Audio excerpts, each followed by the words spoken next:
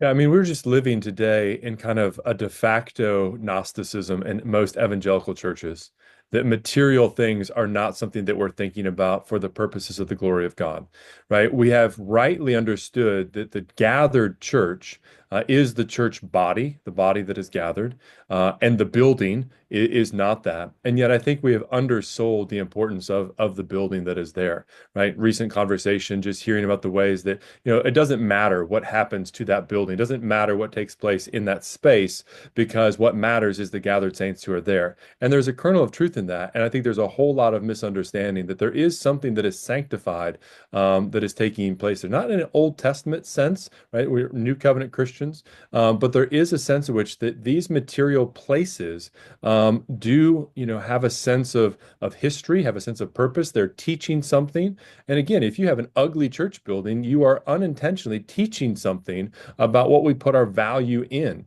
There's a whole different debate on, if we had a different tax structure, what we'd be able to do with the money that we're able to give to the church and everything else like that. But there is something to be said about actually investing in beauty, that draws our minds, our hearts, our affections to the Lord. I think that's something that we don't consider very often in what I'll just call our de facto Gnosticism of modern evangelicalism.